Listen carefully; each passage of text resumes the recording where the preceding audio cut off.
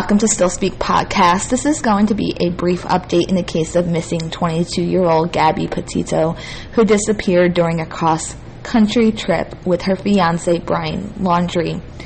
Brian returned to their Florida home without Gabby and has since lawyered up and is not cooperating. I made a longer video about her story and I included a timeline. And if you've not seen it, please go watch it and share it so we can help her family to locate their daughter. The couple had visited many national parks throughout the country, all during the summer months. And who knows, you may have been at one of these national parks at the same time as the couple. And you may have seen something that at the time was not a red flag, but in the context of this girl missing now may mean something to police.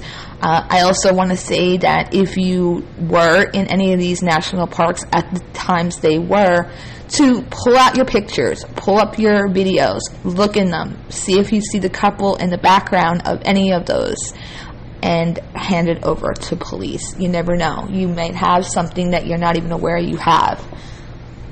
I said in that video that the van they were traveling in had been located at Brian's home, and this means he obviously drove it back from wherever they were at. But information today came out that they took the van into police custody. Quote, late at night, there was a bright light, and they were towing off the van at about 11 o'clock at night, unquote, said Keith Graves, the couple's neighbor in Northport, Florida. We can assume that, they'll be testing this van, right, for any foul play, hints, clues, evidence that can help them to locate Gabby. Earlier today, the police had made several attempts to speak with Brian, and his parents turned the police away. Cops were also spotted knocking on neighbors' doors in the neighborhood, and cops were also seen leaving pink envelopes outside the residence. And then midday today, Brian broke his silence, but only through his lawyer. Quote, it is an extremely difficult time for both families. I understand that a search has been organized for Miss Petito in or near Grand Teton National Park in Wyoming.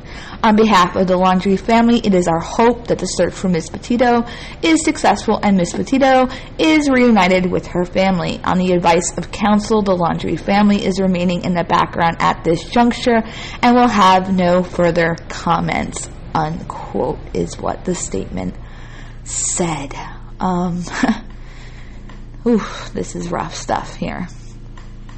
I really feel for her parents right now. I can't even imagine what they're thinking and feeling. Later today, after this statement had been released, his parents were spotted returning to their home.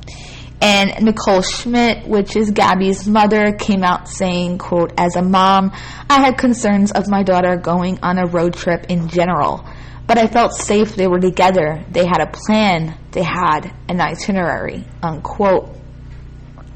She also said, quote, I wasn't getting responses after August 30th. I believe that she was in a place with no service. It was like day 8 or 9 that I became really concerned. I figured she couldn't be off the grid that long, unquote. So the search for missing Gabby Petito is still ongoing, and that's the update I have for now. Again, please share the original video and get her face and her name out there. I included a lot of pictures in that video. In that one, there was a lot of him and her and on their travels. In this one, I'm going to be attaching mostly just pictures of her, because I want her face out there so people know what she looks like and can be on the lookout for her. And we can put the focus on her. If Brian's not willing to cooperate at this moment, then we want to solely focus on helping her family to find Gabby. Until next time, I'll see you soon.